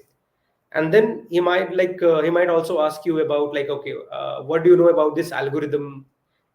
There are very common questions like, explain this algorithm like a layman, like to a layman. Okay. So how do you explain decision tree model to a layman? How do you explain k-means clustering to a layman? These kind of questions are also very, very important. Okay. So yeah, having a good statistical knowledge is also helpful, guys. So yeah, I think you know the questions. It's just that whenever you answer the questions, also try to give them an example, a business example. Let's say whenever I'm like, if someone asks hypothesis testing, right, ask them like, do they want to know an example as well? So give an example for hypothesis testing as well. Like, okay, like few years back Maggie was banned, right? uh, how did the code decide, like, okay, the entire Maggie was having higher lead content? Did they check the entire packets? What do you guys think? No, right? They didn't go and check all the packets of Maggie. They basically checked only a few samples. So how do you basically do the right sampling is also something which you can tell. So whenever someone asks any questions, right, always give them a practical example as well. This will help you have more impact. Okay. Then basically we have HR interview questions. Okay. HR interview questions, see, it can be asked in technical round as well as they might have a separate HR round as well. See, why do someone ask like, okay, what? See, in HR rounds, right? They might ask you like, what are your strengths? What are your weaknesses? Where do you see yourself in 5 years? What was the most challenging project which you have faced? What was the best project? Okay, so see, the main reason behind HR rounds are like, have you done self retrospection or not? Like, have you reflected on your past performances? Have you reflected on the past, like, experiences or achievements, or you're just working because for the sake of working, right? So HR rounds tells people a lot about, see, having a weakness is not a bad thing. Having, everyone will have some sort of weaknesses, but do you know about your weakness or not? Is that a question? If you don't, then yeah, you definitely should know, because, and then whenever someone asks like, okay, what is your weakness, right? Always tell that, okay, I basically, I let's say, let me give an example, right? Let's say as a professional, if someone asks me weakness, because a lot of people say that, I have heard that in one of the interviews, someone was told that they don't have any weakness. This is not possible, right? So let me give an example that of a weakness. I'm not able to prioritize my jobs. Let's say this is the example, right? So let's say then the interviewer might expect, what are you doing to improve on that? You might say that, okay, then I came across Pareto rule, which means that 80% of the efforts can come from 20% of the 80% of the outcome can come from the 20% efforts. So I figure out which are the most impactful work which I have to do first, which can drive majority of my outcomes. So then I prioritize basis, like which are the low hanging fruits, and then which are the tougher things at the last. Okay. So so HR interviews are tricky, guys, in the way that the HR also tries to understand whether you fit in the company culture or not. A lot of these roles you must have seen, right? As a data scientist, you will be interacting with multiple roles, multiple people in different roles, like marketing, product, okay, a lot of business roles, finance roles. So what is the most important skill set? That you should be collaborative. You should not be a person who don't like to interact with people or anything, right? You should be collaborative with people and work in a very collaborative environment, so that because see guys, as you become more and more experienced, right, while working alone you can't achieve a bigger outcome. To achieve a bigger outcome you have to work in a team, okay? And that's what they might evaluate as well, like whether you have that basically interest or not to work in a collaborative environment. A lot of people thinks that to crack an interview you should know every concept as well, but is that really possible? Have you ever evaluated that?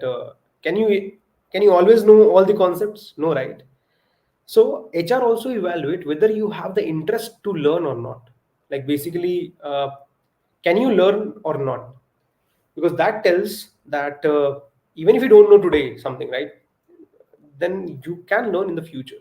So HR interviews, but don't worry. Like whenever you just practice well, practice with your friends, practice with your colleagues. Okay, some questions. These are some common questions, guys. Weakness, strengths, uh, best project, worst project. What did you learn from that? How did you improvise on that? These kind of things. Prepare well on that. Okay. Okay. Yeah. There is just one section which I just added, like guesstimate as well. In all these interviews, right, sometimes an interviewer can ask you certain guesstimate questions. Why guesstimate? Because as a business professional, you should know a lot of things. You will not know in advance, like in future you have to estimate.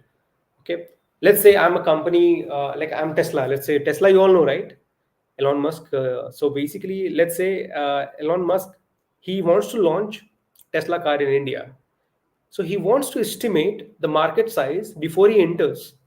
He must have evaluated all the countries like India, Bhutan, Nepal, China, Bangladesh, everyone, right? He must have evaluated. And the moment, so basically, because he had seen that India is a pretty big market, he's pushing for the production here, right? But so as a business analyst or as a data scientist, you should have a very strong knack for estimation, like the right estimation. You can estimate the impact. You should be able to estimate, like basically, let me give you questions like, okay, estimate the market sizes. Okay, because as a data scientist, understand, guys, you will work. Let's say there are five different problems you want to solve, right? There are five different issues which you are trying to solve, and your manager asks you like, okay, which one do you want to implement first? So what you will do is you will see that, okay, if I solve problem one, I'll save, let's say, $10 million.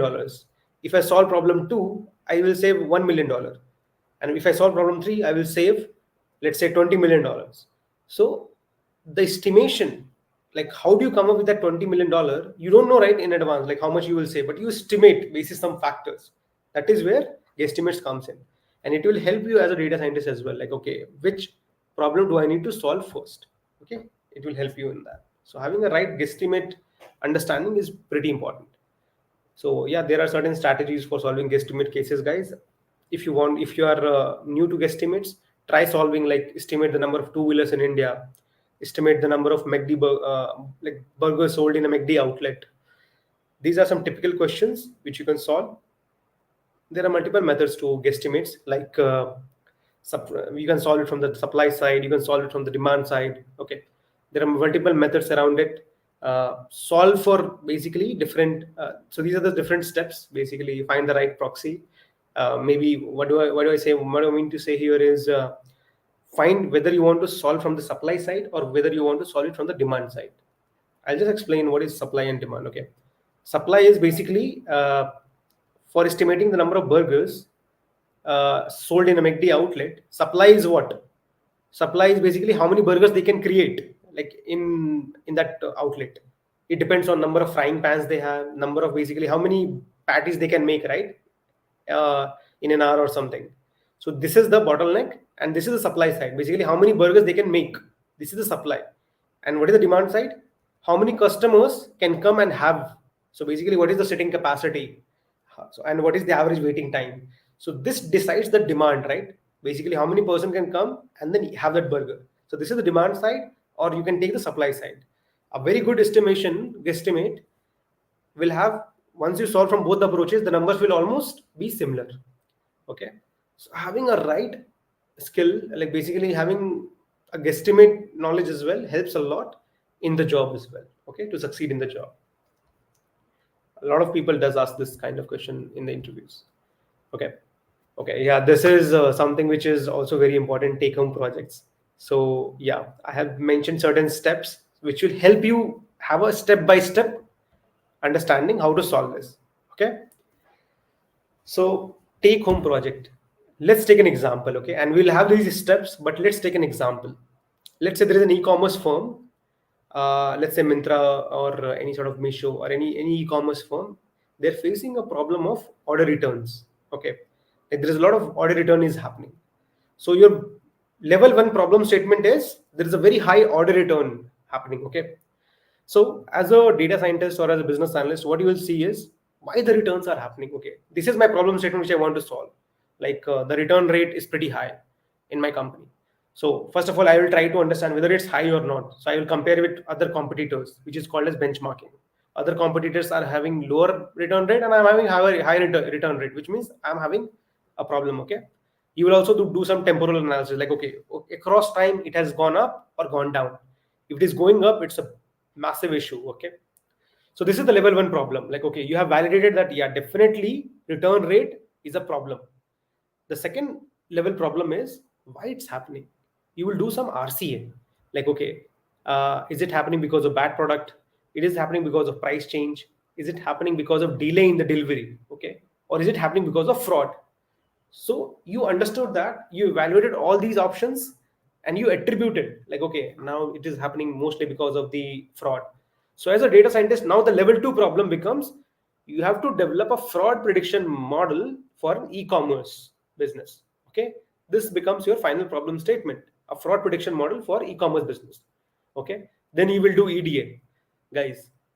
So this is the problem statement, and the next step is basically data collection plus EDA.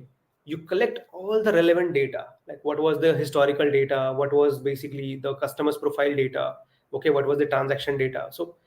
Uh, so you collect all the data. Okay, the third step is basically the EDA. Once collecting the data, you will see that what is the quality of data, like are there any missing data, outliers are present or not. Okay, are there any patterns in the data? Like EDA is defined in 3 steps. You do univariate analysis, you do bivariate analysis, you do multivariate analysis, right?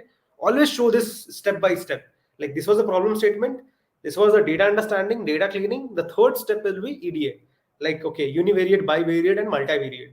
Okay, so this sort of analysis you do, and always write some sort of insights post you do any analysis. Like okay, if I do univariate, I see that majority of the customers are young customers of this portal. Okay, like the age distribution you will see, right, histograms. So you will see that majority of the customers are young people. So this is EDA. Okay, the next step would be feature engineering. Always understand, guys, that by just using a raw data, you might never achieve the best possible outcome. You always have to do some sort of feature engineering. Okay, let's say I have data around, let's say, income and expenses. So the actual financial status of a person can be shown only by the ratio of expense by income, isn't it? If I just have income and expenses data, I can't say that this person is very financially like fine and this person is not fine unless and until I compare that ratio. Like basically, I basically have that expense by income. So you create a lot of ratio features during the analysis. So mention a section like, okay, these are the features which I have created. Okay, ratios. You are adding something. You might add some features. You might basically create a flag. You might have a date feature and you want to create a flag that, okay, this was a weekday or weekend, this was a festival or non-festival.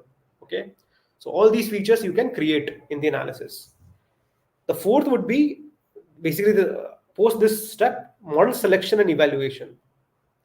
Always understand, guys, like whenever you do any assignment, right, why do you pick a particular model? So generally what happens is you pick a very basic model, let's say linear regression or decision tree, and then you pick advanced models, and then you validate whether by using advanced models your performance is increasing or not. So this really helps the, like basically the person who is analyzing your submission, like you have just implemented random forest and got the solution, or you have basically compared multiple models and then finalized on your model. Okay, finalized random forest or boosting. So this is the step by step, like model selection and then evaluation. You do train test, you check for overfitting, underfitting. Okay, you do cross validation. So once you do all these steps, right, every problem statement will have these steps, guys. Okay, any problem statement which you will solve. So in some statements you have to do clustering, in some problem statement you have to do prediction, but it will be there. Okay. What is the final statement? Documentation and communication. Guys, understand that whenever you work on these projects, right, the final output should be very clearly communicated. Like, okay, what was the final accuracy, precision, recall number? Okay, what was the performance in the train test? And it should be done in a very pictographic manner. Okay, make a PPT or make a dashboard, like, okay, dashboard of, like, it will, the dashboard will reflect what is the EDA, what is the basically the final outcome. Okay, and what is the impact. So because you cannot just share the code. If you share a PPT or a dashboard along with the code and all, it will create a very high impact, okay, on your submissions. So these were the steps, guys. It's not a big like magic how to succeed. If you just follow these steps diligently, then I think any take home assignment can be sorted. Okay. So yeah, like, what is the conclusion, right? We have like what is the conclusion of this entire thing? Like, okay, we have the right resume, we have the right skill sets, we how do we solve the take home assignments? Okay, the right conclusion would be basically the first step is identify your strengths. Okay, whenever you are in an interview, guys, always understand what are your strong areas. Like if you're coming from an industry with some experience, that is your strong area, right? Like because you have worked in a basically setup, very professional setup, and you have executed things in the past. Okay, the second would be you have a certification, and then you have basically a very strong conceptual understanding of different algorithms. Okay, so this is your core strength. Okay, having a certification, having basically the right projects, and having a professional experience as well, if not it's internship as well. That is, these are your strengths. Know your strengths first of all. If you're a fresher, have a very solid conceptual understanding and the right set of projects. This is enough. Okay, so basically assess your strengths and also highlight them. Like if someone asks you, tell me about yourself in the interview, you should mention about your those strengths and then some achievements as well. Like, okay, whatever are your strengths, mention that at the beginning itself. Like basically you are giving some sort of cue to the interviewer that, okay, you have achieved something in the past, or and you are very much capable to do the same in the future as well. Okay, and these are your key strength areas. Then it becomes like he also becomes the he also feels that, okay, he can take up my job and basically he can help me to let the company achieve, like, drive a lot of projects. Okay, so identify the strengths. The second step would be acknowledge your weakness, guys. Okay, acknowledge that whatever, like what are your weak areas. Let's say you know a lot of conceptual, you have a lot of conceptual understanding, you have a lot of coding experience, but you don't know dashboards. So you can say that I have worked on dashboard but not very fluent in the dashboard. If someone asks, don't play around. Basically, if someone asks like, okay, have you worked in this dashboard? Yes, you will say that yes, I worked around that dashboard, And then if he asks subsequent questions, and if you're not able to answer, that will create a very wrong image. Okay, so stick to your strengths, guys. That's what my suggestion would be. Okay, and yeah, basically acknowledging the weaknesses, uh, preparing strategies for improvement. So after every interview, right? After every interview, you have to reflect that what went right and what went wrong, or what could have been done better. Okay, right is fine. Like you just have to keep maintaining that right thing. What could have been better is, like, let's say you have explained about any project. Okay, let's say you are doing a linear regression project. Okay, like you have explained about a linear regression project, like housing price prediction. If someone asks you like, okay, what is R square, they will definitely ask about R square. If someone is telling about linear regression, then they might ask you what is adjusted R square, what is the difference. So are there any conceptual gaps? Identify that. Like if there are any conceptual gaps, then start basically revising those concepts and all. If someone asks you like, okay, what is clustering, what is boosting, what is the difference between random forest and XG boosting, and you have no clue, then start like basically make your own notes, bring some more examples, and do a project basically, so that you, because these models are very very important for the industry. So do some projects and then start from the scratch. Basically, if you don't know something at all, start from the scratch. Take help from peers, mentors, anywhere, and then improve. Basically, don't let your gaps stay there. Okay. And the third thing, maybe let's say you could have communicated better. I have seen a lot of people who had acquired a lot of knowledge, who are very good at what they are doing, but they are not able to communicate well. So in those scenarios, what generally happens is, whatever happens, guys, if you're not able to communicate well, it will not work, right? So start working on your communication from day one. Interact in the sessions, interact wherever you get a chance. Talk to people from the similar industry. Just talk more. Okay, the more you talk to the people from that industry, your language will change. Okay, right now, basically, let's say you are not from that industry, the way you explain something right now will be very crude. But the moment you start talking with people from this industry, you will see their jargons, you will see how they speak up, right? And you will become more and more confident. So that is really really important, guys. And it's not a rocket science to succeed in this domain. I would say, uh, basically, yeah, the last step, basically, yeah, reflect after the interview. Basically, it's not a rocket science. Just that you should know where you can improve at, and the moment you are like aware of that, it's like just a matter of time if you are putting the right efforts.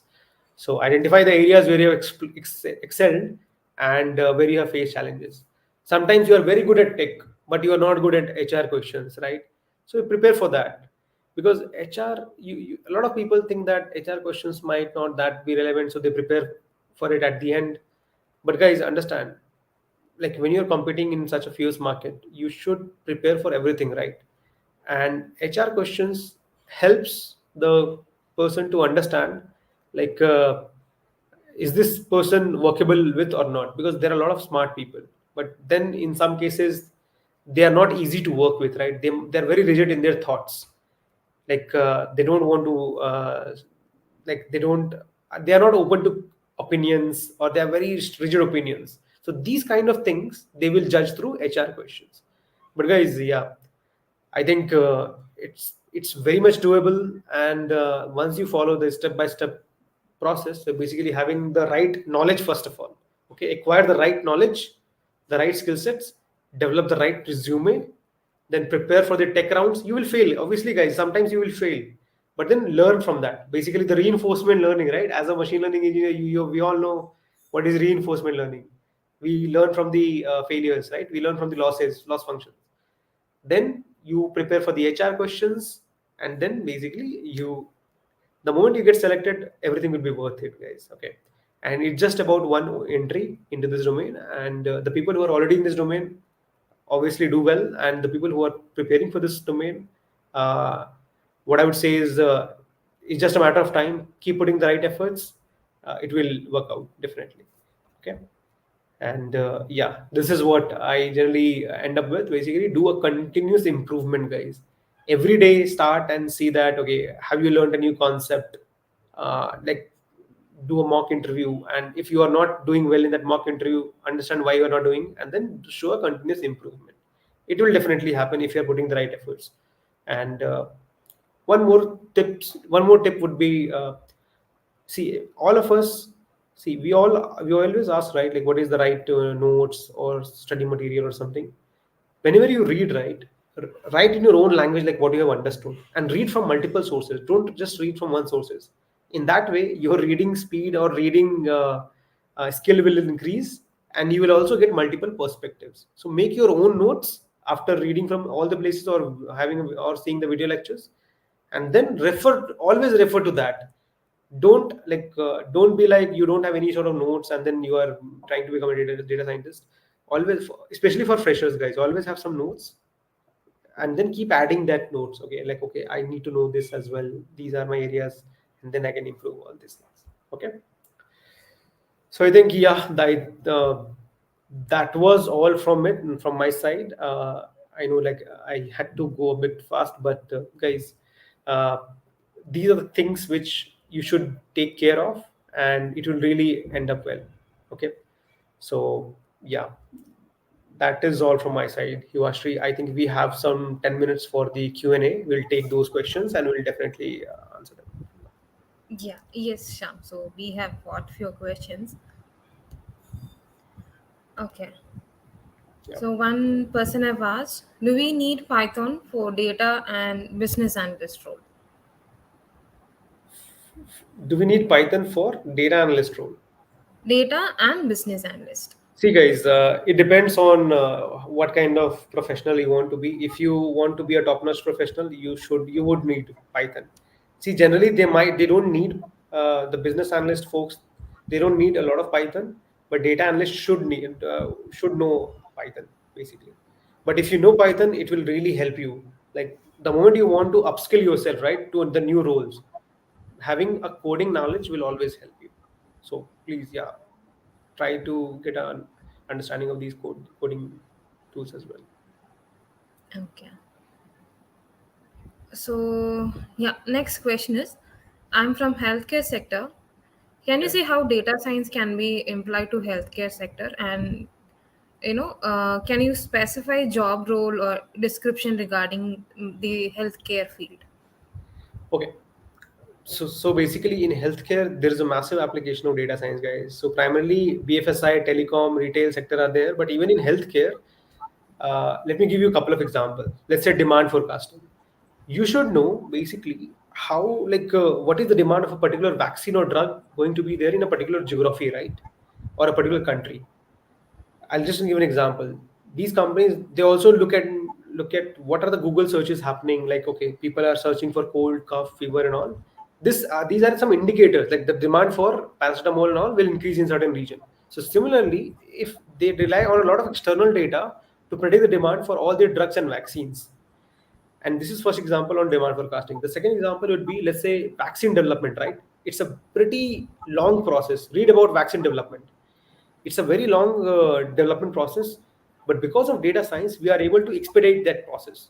Because now we can do the right sampling, we can do basically from a very small data, we can predict the outcome. So you must have seen, right? COVID vaccine got developed in a record time. Within like a year or so, we were able to develop a vaccine. But on an average, a vaccine takes 5 to 10 years to develop. So right now, people are leveraging a lot of data science aspects in vaccine development, drug discovery, demand forecasting as well. So yeah, there are various other applications you can search on that. But yeah, these are the primary ones. Okay. And okay, so can you explain type of project that a fresher and data analyst or business analyst can mention? Okay. So a data analyst or a business analyst. So I've already mentioned, right? Like you should mention regression, classification, and clustering. When I say regression, it means like something like demand forecasting or price prediction. Okay. When I say classification, something like fraud prediction or any sort of win-loss prediction. Okay. Some sort of classification problem statement. When I say clustering, it means like what kind of segmentation, because as a business analyst, segment clustering is really important. Like in marketing, lot of companies use clustering to identify the right set of customers to target. Okay.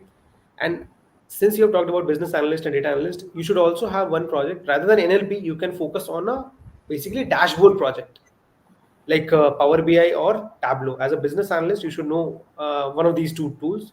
If you know both, great. So, what was the dashboard all about? So, what was the problem statement? Like you wanted to assess the financial health of the company. What kind of key KPIs you had? Like basically KPIs around customers, products, and geographies. And then what was the final outcome? Like, were you able to draw any insight from the dashboard or not? So, dashboard project is also pretty critical for a business analyst or a data analyst. Okay. And they have asked even like, is it statistical knowledge required for the same role, analytical role? Yes, statistical knowledge is very much important because guys understand you are dealing with data. What is statistical knowledge? Like you just have a very good understanding of data, right? What is outlier? So are outliers really bad in some, like, think about all these aspects, right? Like outliers, hypothesis testing. So what generally happens is people think outliers are always bad generally, right? But go and search, like in cases of fraud prediction, in cases of cancer prediction, in cases of anomaly prediction, outliers are actually helpful in those scenarios. So if you don't have a good statistical awareness, you will not be able to understand this. Okay. And there are a lot of other aspects, like there is a very common statement in statistics, like correlation doesn't mean causation. Like a lot of people don't watch matches so that otherwise the India will lose the match, right? They think that this has nothing to do with India winning or losing, like whether you watch the match or not. This is simply correlation. This is not causation. So having a right understanding of all these aspects is very much helpful and statistical. This is what a statistical knowledge means, guys. Don't get scared by statistics. It's pretty easy. Just attach the right application to all these concepts. You will never forget it. Yeah. Okay. And we have got couple of resume related questions as well. Yes. Yes. So majorly like people like it is like they are listing the skills project related to the job description or a particular skill, but still the resume is not getting shortlisted. So what can be done? And even the ATS score is also good. See, guys, if you think like, see, you might be thinking your resume is very relevant to the job description. We have a bias, right? For like, okay, we are doing everything right, but to resolve that bias, what generally you should do, you should keep applying. Read about law of large numbers. Okay, you can't succeed in the first go. Keep applying to all the different like all the job descriptions which matches your skill sets. It might not work out in the first go, guys, because always understand there are hundreds and thousands of other applicants as well. So keep applying, and if you are even not getting rejected, if you're getting rejected all the time, then definitely come back and seek some help. Okay. uh, but having the right projects and the right skill sets, like all the coding languages, you should you should be able to basically land into some interviews in some time. But yeah, keep applying. Don't stop after like 5-10 applications. People apply for hundreds of roles every day, or 50 of roles. So just follow law of large numbers. Okay, it will eventually turn out well for you, for you all. Yeah, consistency matters in this as well. Exactly. In one go, if I succeed, then everyone will succeed, right? So yeah. Yes. Yeah. Okay. So another person I've asked how to crack AI detection for resume. How to crack AI detection? Yes. What kind of detection do you want? Like keywords?